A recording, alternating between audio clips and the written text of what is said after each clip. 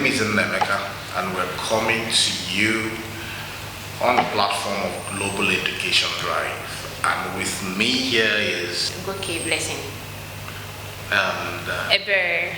so this is GED International Exams Study Club, alright? So Global Education Drive thought it wise and necessary to create this platform to help students prepare and ace their scores in respective international examinations. Alright, so we'll be having sessions around IELTS and also SATE, TOEFL, and some other international exams that, of course, depending on your demand. Alright, we will encourage you to subscribe to our channels. Right, endeavor to join us for our online sessions.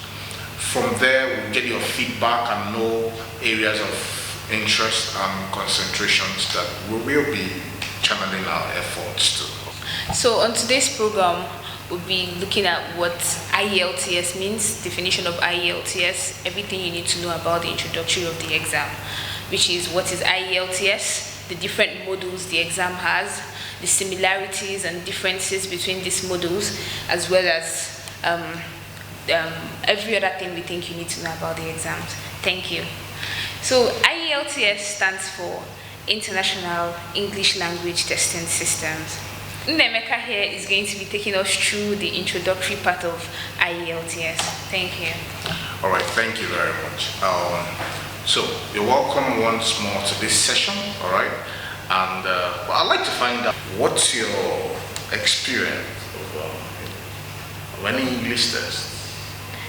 Well, just like every other exam, at the beginning it's going to be, I was anxious actually, I wanted to know what it was going to be like writing the exam and every other thing. Well, funny enough, on the exam day I was quite nervous, but eventually I had a good score. I think that's the interesting part of it, yeah. Great. IELTS, just like every other English test, has a structure, all right? And understanding the structure of the IELTS exams will help you as a student know what the expectations of your examiners are. Okay, so for this introductory session, we are basically gonna let you understand what is expected of you as a student in an examination, all right? Because we are convinced that you really can do well and ace your scores. That desired score you're looking for, you really can get it, okay? Just being able to understand what's expected of you will help you deliver that, all right? So I'd like to find out from Ebere, what do you know about IELTS exam? Okay, IELTS exams. I know there are two modules. To the exam. I know there's an academic module and there's a general module. Beautiful. Yeah. So at this point, I'd like us to look at the academic model, okay? Yes, academic model and the general model, okay?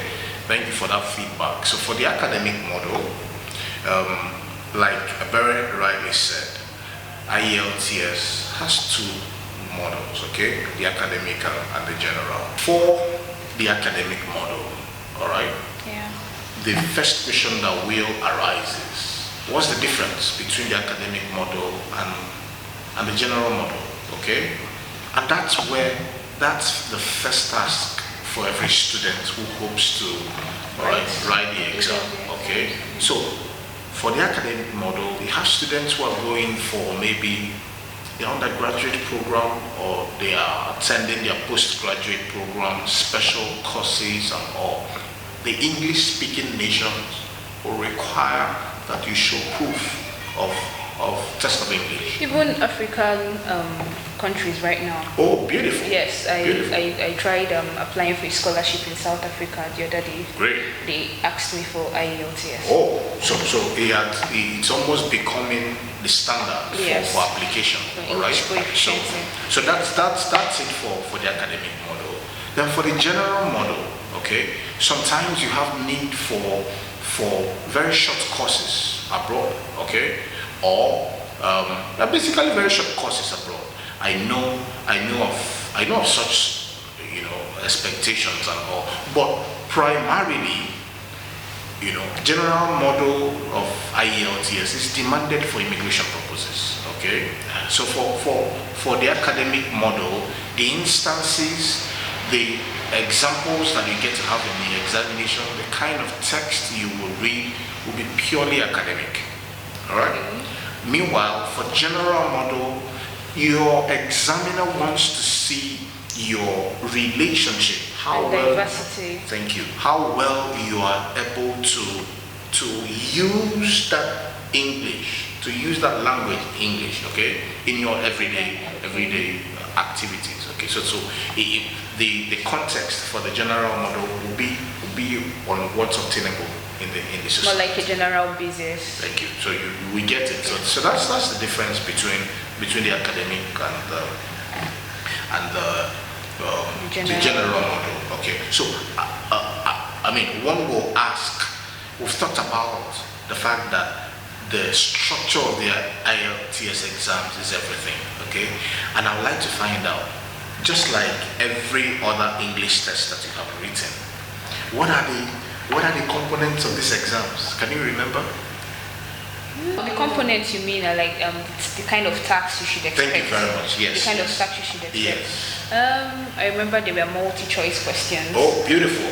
Yes. Beautiful. Where you could pick an answer from maybe option A to D, Okay. A to E. Beautiful. Yeah. Beautiful. Did you write any essay in your English test lesson? Yes. Okay, so beautiful. So that's also the same thing with IELTS. There's a structure. IELTS exams test you on 4 cardinal components. The first one is your reading ability. It's testing your writing ability, testing your listening skills and your speaking skills. So these are the 4 components of the IELTS exams. Okay, and when you are able to give attention to these 4 components, trust me, you're already on your way home and dry. All right. So for the academic component of it, for the reading component of it, basically about test essays that you are expected to read, comprehend, and be able to translate your observations from your writing skills. Still, maybe you'll be given.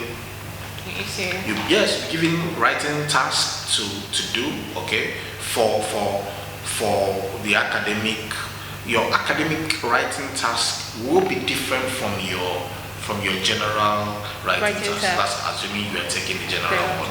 But for us to be able to have some form of direction in this particular class, right, I would like us to start with the academic model of the IELTS.